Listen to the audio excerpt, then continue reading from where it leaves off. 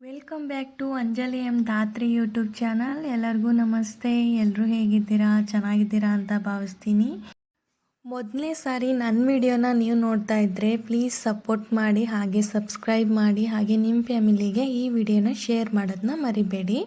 ನಾನಿವತ್ತು ಬೆಳ್ಳುಳ್ಳಿ ಮಂಡಕ್ಕಿ ಅಂದರೆ ಚುರ್ಮುರಿ ಹೇಗೆ ಮಾಡೋದು ಬೆಳ್ಳುಳ್ಳಿಯಿಂದ ಅಂತ ತೋರಿಸ್ಕೊಡ್ಬೇಕು ಅಂತ ಅಂದ್ಕೊಂಡಿದ್ದೀನಿ. ನಾನಿಲ್ಲಿ 2 ಸೇರು ಮಂಡಕ್ಕಿ ತೊಗೊಂಡಿದ್ದೀನಿ.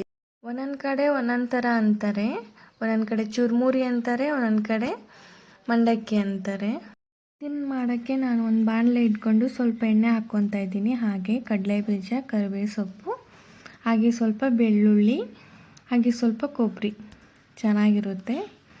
ಇದನ್ನೆಲ್ಲ ಹಾಕ್ಕೊಂಡು ನಾವು ಹೇಗೆ ಒಗ್ಗರಣೆ ಮಾಡ್ಕೊತೀವೋ ಅದೇ ಥರನೇ ಚೆನ್ನಾಗಿ ಒಗ್ಗರಣೆ ಮಾಡ್ಕೋಬೇಕು. ಹಾಗೆ ರುಚಿಗೆ ತಕ್ಕಷ್ಟು ಉಪ್ಪು ಹಾಕಬೇಕು.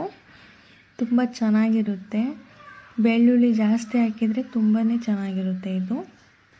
ಇಲ್ಲಿ ನಾನು ಒಣ ಖಾರನ ಯೂಸ್ ಮಾಡ್ತಾ ಇದ್ದೀನಿ, ಯಾಕಂದರೆ ಇದು ಮಂಡಕ್ಕಿಗೆ, ಬೆಳ್ಳುಳ್ಳಿ ಮಂಡಕ್ಕಿಗೆ ಮೇನಾಗಿ ಒಣ ಖಾರನೇ ಯೂಸ್ ಮಾಡಬೇಕು, ಚೆನ್ನಾಗಿರುತ್ತೆ. ಅದಕ್ಕೋಸ್ಕರ ನಾನು ಒಣ ಖಾರನ ಯೂಸ್ ಮಾಡ್ತಾ ಇದ್ದೀನಿ. ಇಲ್ಲಿ ಹಸಿರು ಮೆಣಸಿನ್ಕಾಯಿ ನಾನು ಯೂಸ್ ಮಾಡ್ತಾ ಇಲ್ಲ.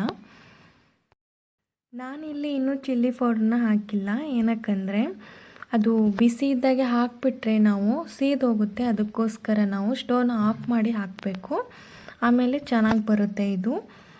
ಬೆಳ್ಳುಳ್ಳಿನ ಯಾರು ಇಷ್ಟಪಟ್ಟು ತಿಂತಾರೆ ನೋಡಿ, ಅವ್ರಿಗಂತೂ ತುಂಬಾ ಚೆನ್ನಾಗಿರುತ್ತೆ ಇದು ಉತ್ತರ ಕರ್ನಾಟಕದ ಸೈಡು ತುಂಬಾ ಮಾಡ್ತಾರೆ ಈ ಥರ.